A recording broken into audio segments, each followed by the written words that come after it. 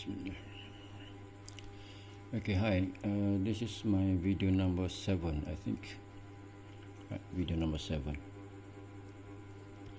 So, in this video, I'll talk on the how to solve the non-homogeneous fredholm integral equation of the second kind with a separable kernel.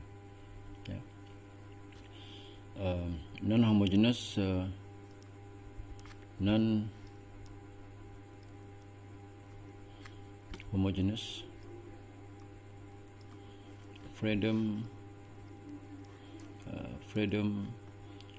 integral equation of the second kind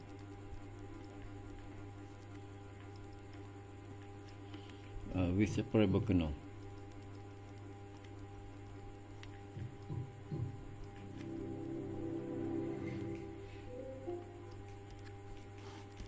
Okay, in my previous video, I have given the solution or how to solve the homogeneous fredholm integral equation of the second kind with separable kernel. Now, so you know what separable kernel is. So now let's consider the non-homogeneous fredholm integral equation of the second kind, that which have the form ux is equal to fx plus lambda integrate a to b kxt ut dt. Okay, so and k is a separable. Kernel k xt is separable, which means we can write k x xt as a summation of multiplication of function x alone and function t alone. So we can write that as a uix times vi t. So that's a separable kernel where I from 1 to n. Okay, if we substitute this separable kernel into the fredholm integral equation, so what we have, substitute k xt into, let's call this equation number 1, into 1. So that gives us what? So we have ux. So you can see that. Okay. So ux is equal to fx times lambda, and then if we substitute that, and then we interchange the order of summation and integration, and take out the function of u, because the integration here is the integration with respect to t, so we can take out x. So what we have, this gives us summation of I from 1 to n. So substitute k into n and interchange the order of summation and integration.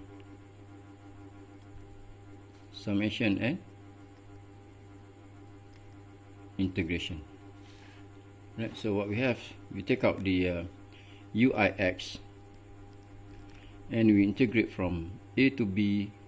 So what left is vi t ut dt. Okay, then we can define this integration with respect to t. Let's call this as a ci. So let's just write that.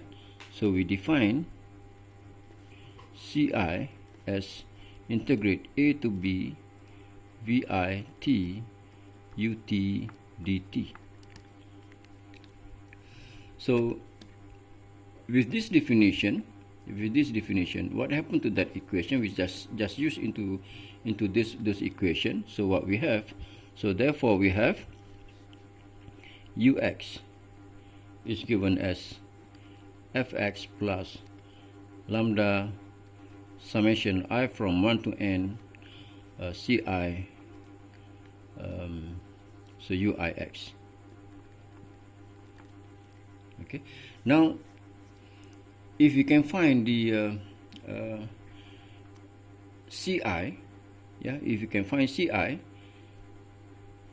then basically we can obtain the solution of the Fredholm integral equation, non-homogeneous Fredholm integral equation. So how to find C? So first is that we multiply this equation with v1, v2, v3 successively and integrate from a to b with respect to x. Okay, so we multiply, so let's call this equation 2. So we multiply 2 with v1 of x, and then we integrate from a to b with respect to dx with respect to x, and then we multiply again with v2 x, and then we integrate a to b with respect to x, and so on until n. Okay, so what we got if you do this, yeah, so we got first thing we multiply by v1x, and then we integrate with respect to x. So what we have is that integrate a to b v1x ux dx is equal to this. We integrate from a to b v1x fx dx, and for the last term there we have a plus c, we can take out lambda ci, no, summation first. We have summation ci, alright, then integrate from a to b, we have v1x uix dx. Okay, and then we multiply with the second same equation with v2. So if multiply by v2, what we have, integrate a to b v2x ux dx. This is equal to integrate a to b v2x fx dx plus, here we have lambda summation ci I from 1 to n, this is I from 1 to n, integrate a to b v2x uix dx. Okay, the step is almost similar to the homogeneous Fredholm integral equation. The difference only that in the non-homogeneous Fredholm integral equation we have the function f in front. Okay, so if you continue this until n, because we have up to n, we have n unknown here, so we need n equations. So we continue this up to n. So what we have, integrate a to b vnx ux dx. This is equal to integrate a to b vnx fx dx plus lambda summation I from 1 to n ci integrate a to b vnx uix dx. Okay, then having done that, so we need to define the vn fx, vn ui, and so on. Okay, so we need to define this. For this is involve n, it involve n and I, where n is moving. So I can define that. We can define for this part here. We already have the definition. We define already as a ci here. Okay, for that part. For this, we define. Let's say, let's call that one beta j is equal to integrate a to b vj x fx dx, and for that we call it as a alpha ji. This is as integrate a to b, so we have vj x ui x dx. Yeah, for all of this I from 1 to n as well as j. Yeah. Okay, then if you apply this definition to that equation, yeah, so what we have, remember this is our C. Okay, so what we have is that the first equation here, then the second equation, then up to n equation. So we have for the first one we have so what we have here, this is C, that one is C1. Okay, let me write those. My table is so small, difficult to read this thing. Okay, it's not clear. All right, so C1, that's equal to which one is it? Okay, so this, so we have beta 1, so we have beta 1, and for this we have lambda summation C, okay, plus lambda summation Ci I from 1 to n. Then for that, this is alpha 1 I, so we have alpha 1 I. Okay, so I can write this C1 minus lambda summation Ci I from 1 to n alpha 1 I. This is equal to beta 1. Okay, so here this is the summation, so which means I can take out C1. So what we have, C1 1 minus lambda, so we take out C1, so what we have, lambda alpha 1 1. All right, minus the second term is we have lambda C1 here, so lambda alpha 1 2 C2, this is minus, and minus lambda alpha 1 3 C3, and so on until n terms. We have minus lambda alpha 1 n Cn. On the right side we have beta 1. Then okay, then for the second equation,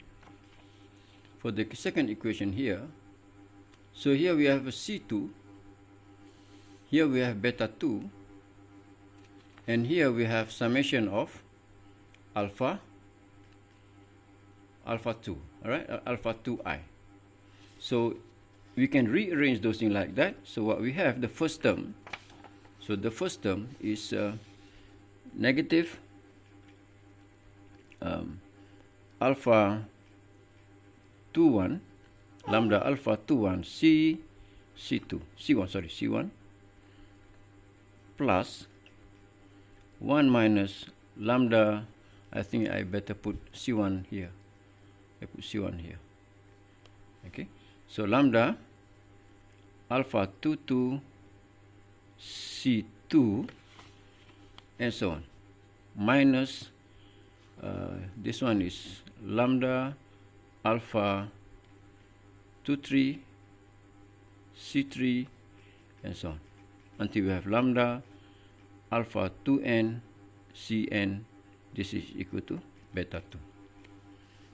And if you continue this up to n equation, okay, up to that, that's the last equation here. So what we have, the first term is continue this, so we have minus lambda alpha n1 C1 plus minus lambda alpha n2 C2, and so on. And the last term you have plus 1 minus lambda alpha n n Cn equal to b beta n. Okay, now from there, what we have now is the system of linear equation. Yeah, system of linear equation where our unknown is c. So of course from this you can write as a in the metric form. Okay, so if you write this in the metric form, what we have 1 minus lambda alpha 1 minus lambda alpha 1 2 and so on, minus lambda alpha 1 n. And the second terms here we have minus lambda alpha 2 1, and here is 1 minus lambda alpha 2 2 and so on. So we have minus lambda alpha 2n. Okay, and until n terms we have minus lambda alpha n1 minus lambda alpha n2 and so on. Last term we have 1 minus lambda alpha nn. So that, and then we have here is c1 c2 up to cn, and this is on the right hand side is beta 1 beta 2 up to beta n. So what we can see from here, this is the system of linear equation which we write in the matrix form. So I can write this as a just like ax equal to b, where x is a vector c1 c2 c3 and b is a vector beta 1 beta 2 beta n, and a is the metric on the left side here. And from this equation, from this system, you can see that because this is the non-homogeneous system of equation, because the right hand side is not 0. Okay, the right hand side is not identically to 0. So we have if we find the determinant of a, with that, so we can find the determinant of a. Now you can write this determinant of as d, as a determinant of a, or of course you can write this as a put everything there. Okay, put everything there, but in terms of determinant. So you can see if the determinant of those metrics, I can put it a, if this is different than 0, if it not vanish, so what happened? There exists a inverse of a, such that a inverse a that equal to identity. So what we can see from that equation is that we have a inverse a x is equal to inverse b, so that gives us x equal to b. So this gives us a unique solution.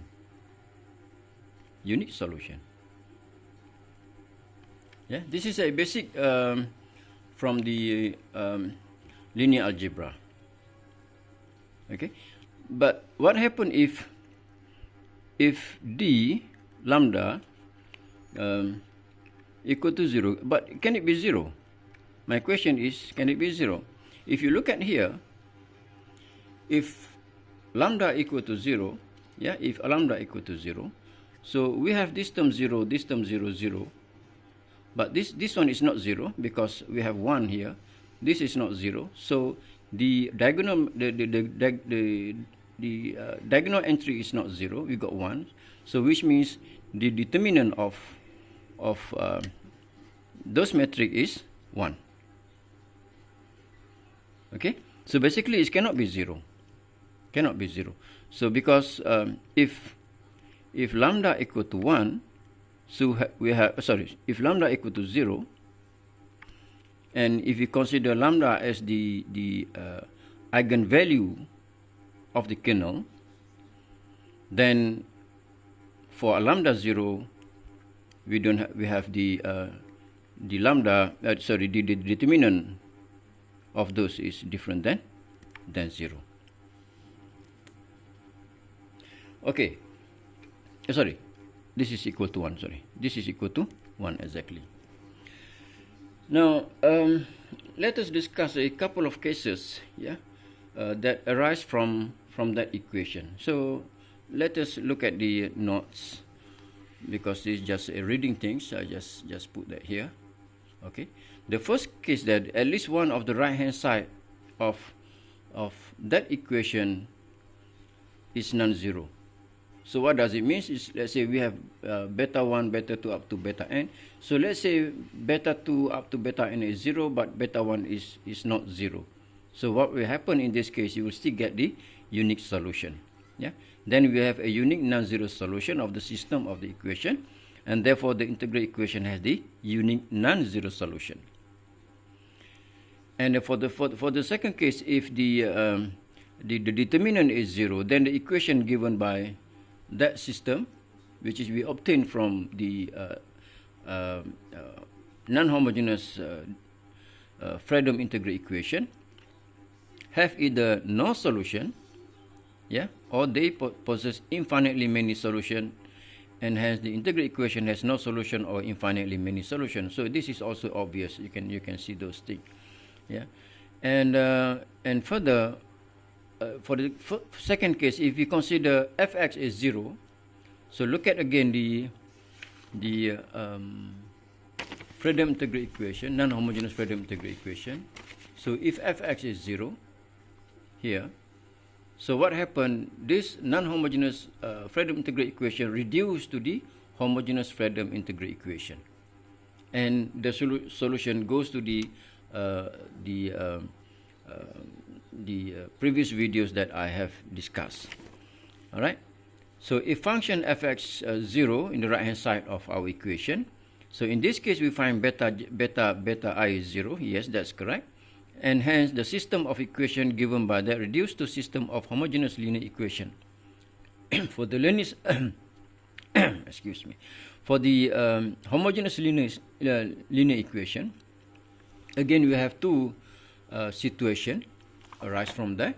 The first one is if the determinant is different than 0, then we have a unique 0 solution, which means each c is 0.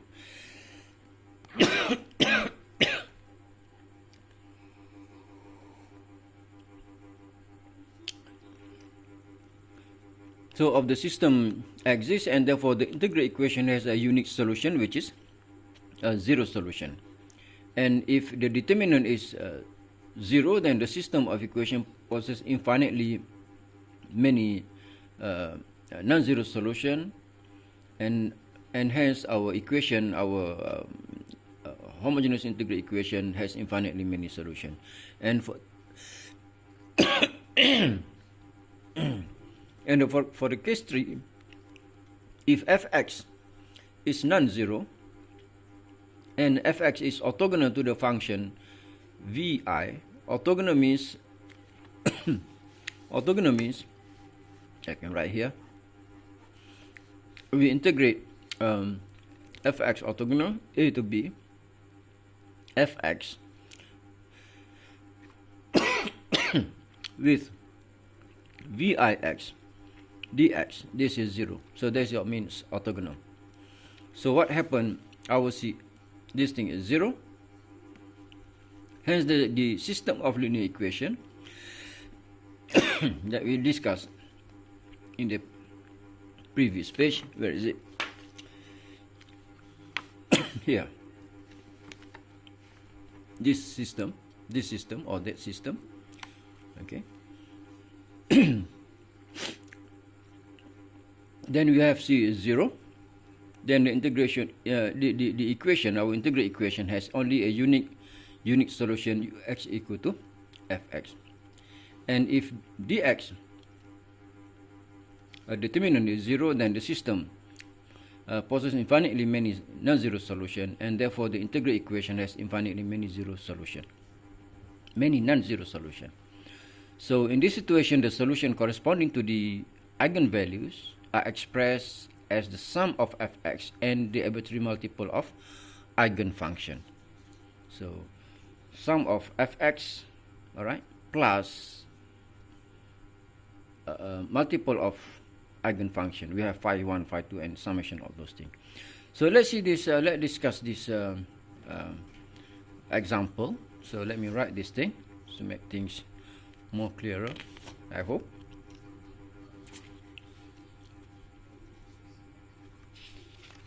I have two examples that I will discuss.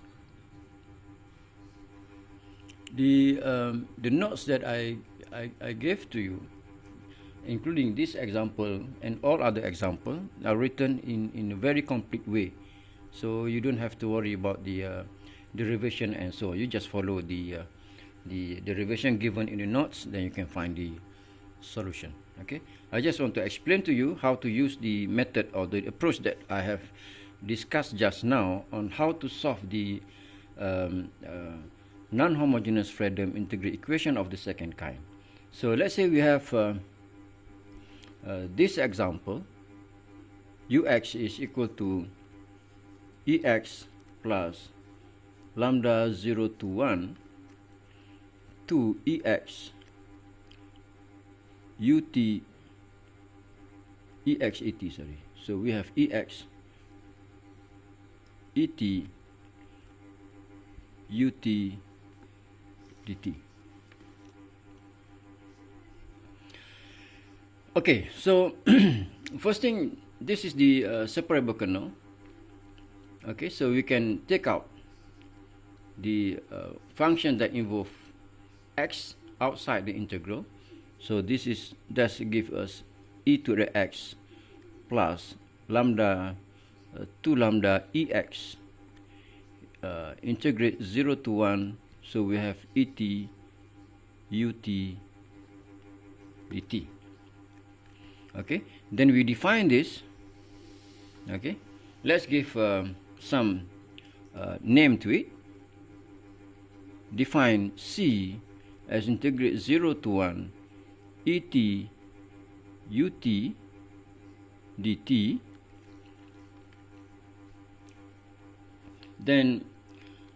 Then our equation, the given equation reduced to, so we have ux is equal to ex plus 2 lambda, so we have c here, and e to x. Okay, then of course we can simplify this. Ex 1 plus 2c lambda. This is our ux. So if I can, in order to find this c, we need a particular ut. So from here, you can write ut, just change x with t, is just a variable. So you can do this. Ut is equal to et 1 plus 2c lambda.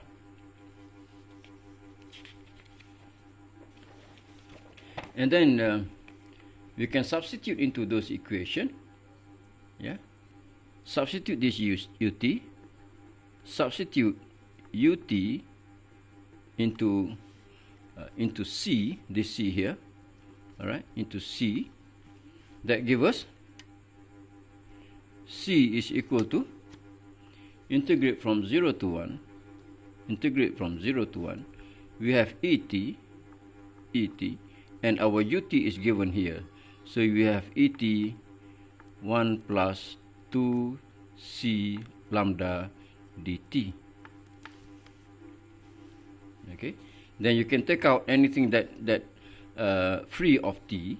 So we have here 1 plus 2c lambda. You can take out those 1 plus 2c lambda and integrate 0 to 1. What left is e to t dt. This is easy to integrate. You can do this. So and after simplification, you end up with c is equal to e squared minus 1 over 2 1 minus lambda e squared minus 1. And of course lambda is different than 1 over e squared minus 1. If it equal to that, then this is the denominator vanish, then c is undefined. Okay. And with this c, we substitute into our form of solution here. This one we have simplified here. Let's call this. Let's give a name here. Let's say number 1. Okay. So we substitute c into 1. So what we have, then we have ux is equal to ex. You just simplify this. I give you the solution. 1 minus lambda e squared minus 1, where of course lambda is not equal to 1 over e squared minus 1. So this is the solution of our non-homogeneous Fredholm integral equation. You can reconfirm that this is the solution by substituting this ux into the given equation, and it will give you a kind of identity where the left hand side must equal to the right hand side. You can reconfirm with that. Okay, that's the first example. Now let me discuss with the second example.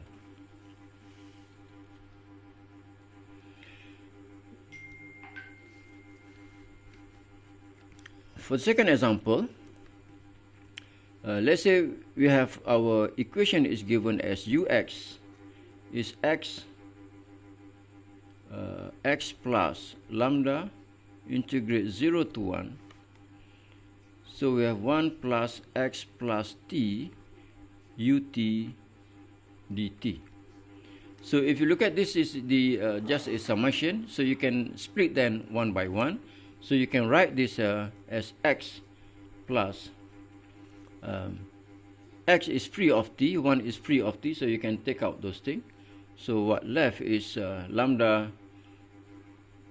So we have those 1 plus x, take out that, then integrate from 0 to 1, we have ut dt, and the second terms there, plus integrate 0 to 1 t ut dt.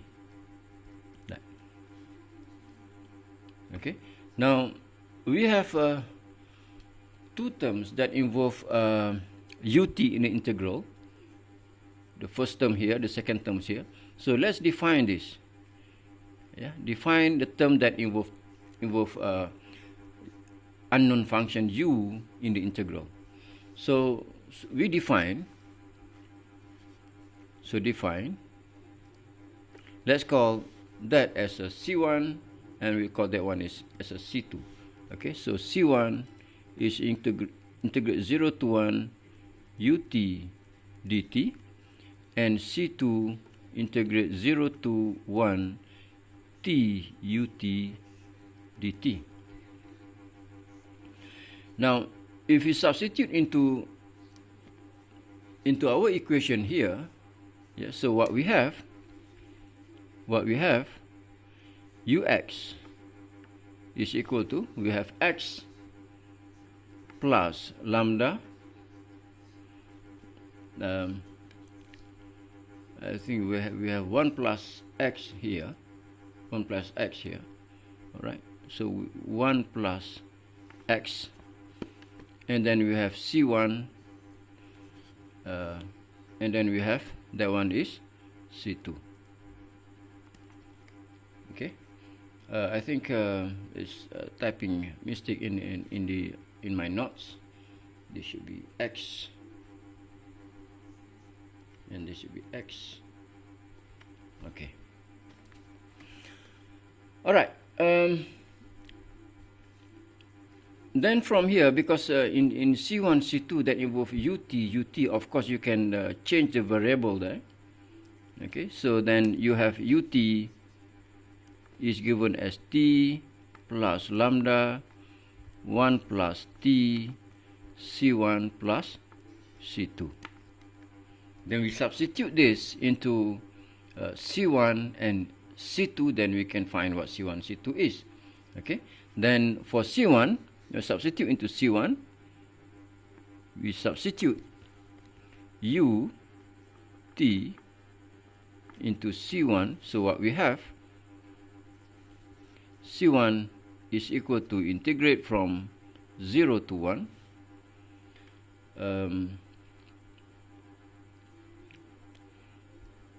You have ut, or ut is given there. So this is t plus lambda 1 plus t c1 plus c2 dt. And if you substitute into c2, then we have 0 to 1, we have t, ut is that, so we have t plus lambda, so let me use this curly bracket here, 1 plus t c1 plus c2 dt.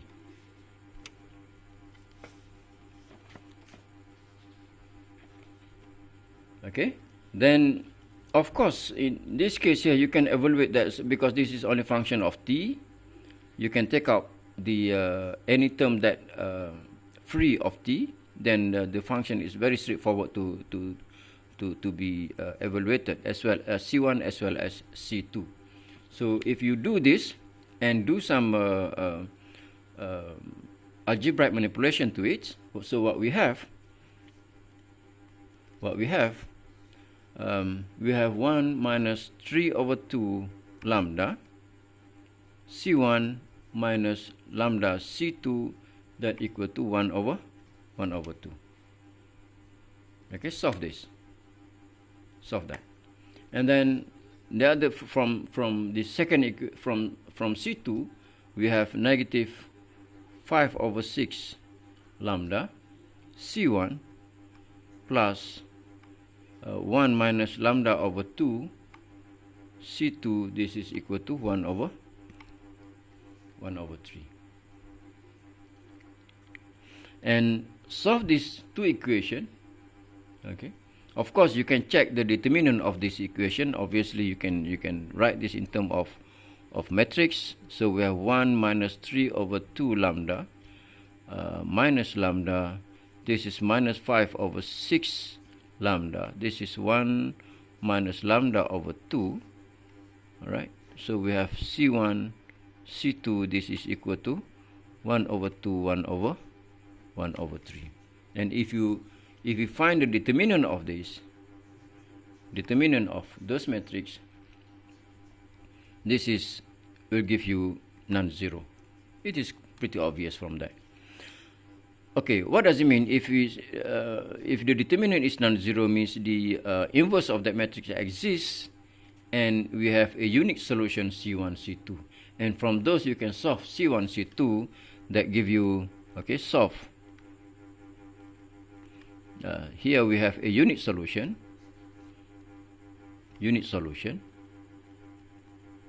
Okay, solve that for c1 and c2, that give you c1 equal to 6 plus lambda over 12 minus 24 lambda minus lambda squared, and c2 is 4 minus lambda over 12 minus 24 lambda minus lambda squared.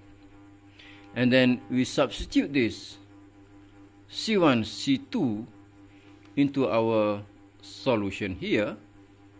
Okay, you can give a name. Let's say I can put this equation number 1, say, okay, as the solution. And then we substitute c1 and c2 into 1, that gives us the solution to the non-homogeneous Fredholm integral equation. So let me write the solution here. So you need to simplify, of course. So that give you ux is equal to x plus lambda 10 plus 6 plus lambda x over 12 minus 24 lambda minus lambda squared. Okay, so this is the solution to the Fredholm integral, the given non-homogeneous Fredholm integral equation of the second kind. Now again, you can reconfirm that this is the solution by substituting into the given equation. Then you should have a kind of identity that left hand side equal to right hand side. Yeah. So with that example, with the end of that example, let me conclude our lecture or my video here. So what I gave in this video is that we discuss how to solve the non-homogeneous Fredholm integral equation of the second kind with the separable kernel. So remember the term, the keyword there is the separable kernel. Alright, I explain the approach as well as I give two examples on how to use the method that I have discussed. Okay, so with that, I think I stop here for this video. We will meet again in the next video. Okay, and next I will talk on the successive approximation.